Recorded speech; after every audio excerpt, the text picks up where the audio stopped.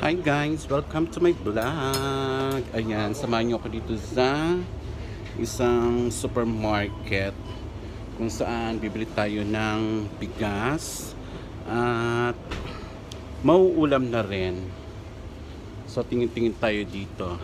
Pakita ko sa inyo guys. Yan, may mga manok dito. Mga manok na mga frozen.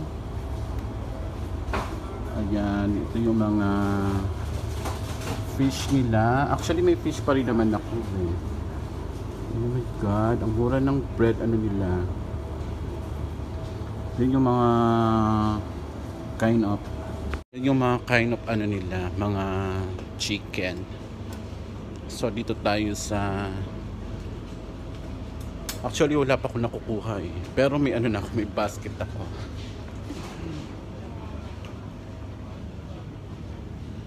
May basket ako pero wala pa akong nakukuha. So ikot-ikot muna tayo at mag-check tayo ng pwede nating makuha. Gusto kong actually gusto kong mag vegetable salad ulit. Kaso lang hindi ako marunong gumawa. Ng vegetable salad. And ano pa to? Gusto ko ring mag noodles. Gusto ko mag noodles pero ayoko ng ganito. Bili nila ako ng Lucky Me noodles para may pangsabaw ako kasi medyo matagal-tagal na tayong hindi nakakapagsabaw. Pero I'll try ko din magluto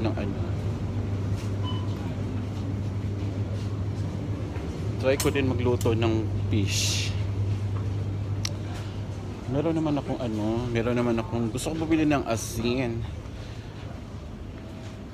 Pero meron naman ako yung gusto ko kasi yung tinataktak na lang siya. Kaso lang madami pa akong asin doon. Eh sayang naman kung bibili pa ako ulit ng bago. Tapos hindi ko magagamit yung nandoon. Wala akong mapili guys, sa totoo lang. Kasi nga ayoko rin mag-stock ng maraming food. Kasi nagkakawalaan sa bahay pag marami kang in-stock na mga hindi mo naman kailangan pa. Kasi mga ka-boardmate ko, mga kamay ni Hilda. Meron ako makakasama sa bahay na mga kamay ni Hilda. And gusto ko rin bumili ng powder kasi para naman kahit paano. Tingnan mo, marami silang klaseng powder dito. Ayan, nakikita nyo, ang dami nilang powder dito na panlaba. Ayan yung mga dapat ipadala sa Pilipinas. Ayan. Pero mas gusto ko yung mga ganito. Mga ganyan Kandura shampoo. Pero syempre, hindi naman tayo gumagamit ng Kandura. So, hindi tayo pwede sa mga ganyan. Meron din sila mga Sundrox. Ayan, mga ganyan. Mura lang 450. Ay, 5 dirham na din. Ayan, mga galon-galon. 7 lang. So, kung dito ka, 5 lang siya, tapos dito 8. Ito ko na lang sa galon kaysa dito maliit lang, diba? Tapos ito yung mga power cleaner nila, like mga paano siya, paano ba siya, germs, parang din siya, sabon, ganyan. Kasi may mga liquid na sabon dito. So, hindi ko alam talaga. Maghanap nga ako ng kandila na lang bibilhin ko para kahit paano may stock ako ng kandila. Kasi mukhang paubos yung kandila ko doon. Maghanap ako ng candle. Saan yung candle dito?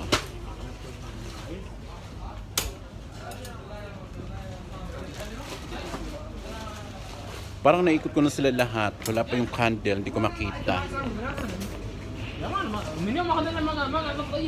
Sorry. Sorry.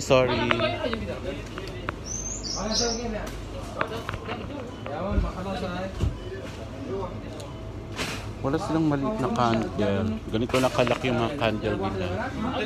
Pero marami na siya. Candle po para sa ano.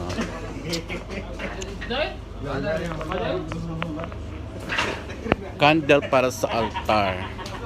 Kasi alam nyo na kahit ganito yung ugali natin, kailangan natin magsindi ng kandila sa ating mga altar. So wala akong mga ibang mapili. Bigas na lang pipiliin ko.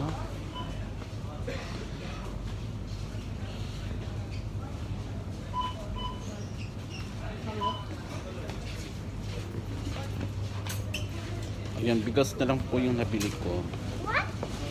So, nandito tayo sa, sa counter. Babayad nila ako ng bigas. Kasi, wala na akong bigas. Meron pa naman, pero ayokong nauubusan kasi.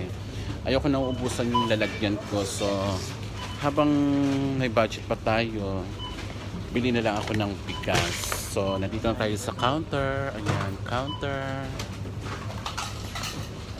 Ayun, nakabayad na tayo. So, hindi lang ako susukle. Thank you. Yan, palabas na tayo.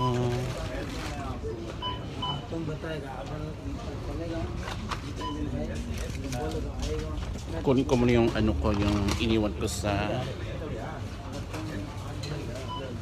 yung iniwan kong gamit. So yan, nakalabas na tayo. Ayun, pauwi na tayo. Hindi ko talaga alam kung anong extra na bibilhin ko, but thanks God, meron na ulit akong bigas. Nakabili na ulit ako. Meron pa naman akong bigas doon sa bahay, pero yun nga lang, ayoko nga nauubusan yung lalagyan ko kasi may nakapagsabi sa akin, kwento-kwentuhan, na mas okay daw yung hindi nauubusan ng bigas ang kaban meaning lalagyan ng bigas para daw tuloy-tuloy yung magiging takbo ng blessing. So yun lang, hindi ko alam kung totoo, pero sinusunod ko lang rin naman para kahit paano hindi tayo nauubusan ng blessing. Kasi yun na nga rin, mahirap rin naman talaga na maubusan ng bigas, lalo na pag alanganin ka sa pera or wala kang budget. So, for me, ayoko na ubusan ng bigas hanggat may pambili at nakikita kong konti na lang yung bigas na nakastock sa lagayan ko sa Tupperware na pinaglalagyan ko ng aking bigas. So bibili na lang ako para kahit papaano pag wala tayong bigas, ay wala tayong pera, may masasaing tayo at may makakain tayo, ganon. So eto na, naglalakad na ako pa uwi para lang makauwi na, diba? Para lang may masabi at para lang may ma-upload. Super chika ang lola nyo. So eto, dadaan ako sa isang loading machine station para magpa-load sa dalawang pinangakuan kong bibigyan ko ng aking pa-free load, dahil para hindi tayo magkaroon ng kasalanan sa kanila at hindi nila tayo singilin ng singilin. So magpapaload tayo. Hay, hinihingal ako. Ewan ko ba talaga kung bakit ang lapit-lapit lang ng nilalakad ko, pero yung hingal ko sobrang hingal. Nakakahingal talaga. Siguro dahil sa kulang na ako sa exercise at yung lagi ka nalang nakaupo sa buong maghapon na nakaupo sa salon at walang ginagawa, ganon. Pero soon, ayan, malapit na rin naman matapos ang Ramadan and magiging okay na yung takbo ng namin, ng magiging normal na yung takbo takbo ng salon namin. So, nandito na ako sa loading machine. Magpapaload na ako. Yan, tingnan nyo ha, may nagpapaload pa kasi. Ayan. Ayan, ganyan magpaload dito mga ka-babe. By machine. Lahat po yan, kahit po saang bansa ka, kung taga saan ka, pwede ka magpa-load. Ayan. Meron siyang dito sa Dubai. Meron din yung pang Pilipinas, meron din yung pang Afghanistan, pang Nepal, Bangladesh, ayan, Pakistan. Meron po yan dito. So, pwede tayo magpa-load kahit saan. Basta wala lang Amerika.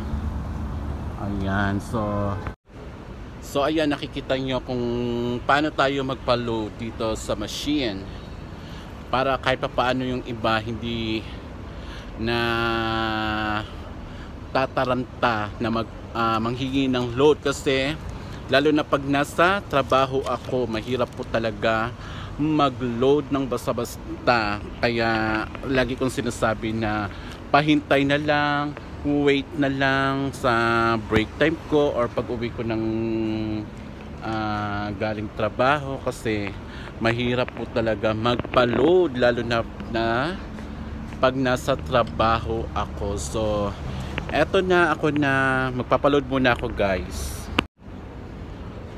Ayan, tapos na ako magpa-load mga ka-babe. May resibo na akong hawak, 2 resibo. So pauwi na tayo sa bahay ngayon. And ay, parang naputol yung ano ko. Teka lang, parang naputol yung ano ko. Naputol ba siya? Ay, hindi naman pala. Akala ko naputol yung ano ko, yung paper bag ko.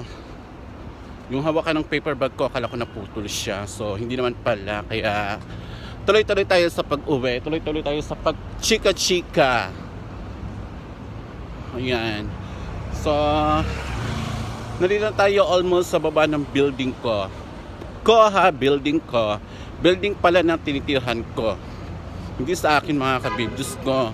Kung ganito lang ako kayaman dito, hindi na ako magtatrabaho dito.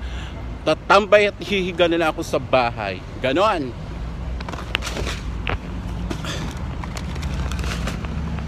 Naputol na ang hawakan ng aking bigas pala. Kaya pala sabi ko parang may lumuluwag. Yun pala, hoy mga marites, naputol na yung hawakan ng aking bigas. So nandito na ako sa baba ng building namin. Wait lang guys. Ayan mga kabib, nandito na po ako sa aking kwarto. So magpapaalam na po ako. Then magbibihis na po ako and magluluto pa po ako. Okay? Thank you so much po sa lahat ng mga manonood ng aking video for today. Thank you so much. I love you all. Bye bye.